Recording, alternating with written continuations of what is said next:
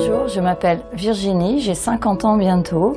Lorsque j'étais enfant avec mon frère, nous étions très proches, nous faisions beaucoup de choses ensemble. Arrivé à l'adolescence, évidemment, nous avons chacun fait notre chemin. Et à 20 ans, mon frère a eu un très grave accident de la circulation. J'étais seule avec mon frère pour quelques jours. J'ai vu le médecin chez les pompiers, dans la voiture de pompiers, qui m'a dit je ne peux pas me prononcer avant 48 heures, c'est très grave. Donc ce fut très dur pour moi.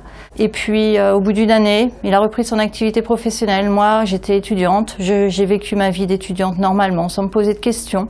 Tout était revenu dans l'ordre. J'ai rencontré mon mari catholique, puis un jour, il me dit « Oui Virginie, nous allons aller faire un petit week-end tous les deux, ce sera chouette ». Nous avons décidé d'aller en Bourgogne.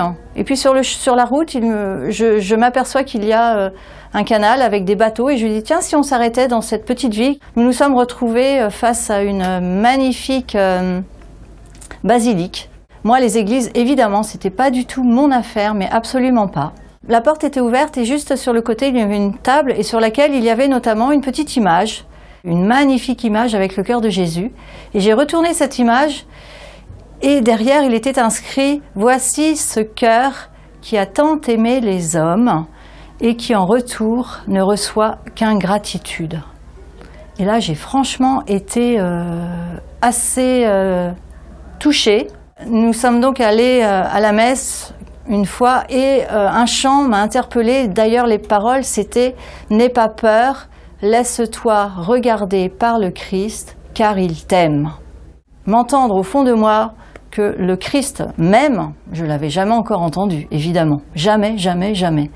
Plus tard, on m'a proposé de me confesser et à l'occasion de cette confession, eh bien, j'ai passé le temps de la confession à pleurer, mais pas pleurer de tristesse, pleurer de joie, des larmes de joie. Quelque chose, je n'arrive pas à l'expliquer.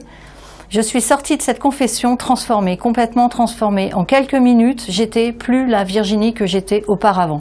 C'était terminé, ça a été impressionnant. J'ai vécu une deuxième épreuve abominable, vraiment abominable. Mon frère est décédé dans un dramatique accident de moto stupide. Et là, c'est le ciel qui m'est tombé sur la tête véritablement. Cette épreuve en 2008 m'a fait comprendre que Dieu est avec moi tous les jours, tout le temps. Il ne me quitte pas. Il est mon chemin finalement.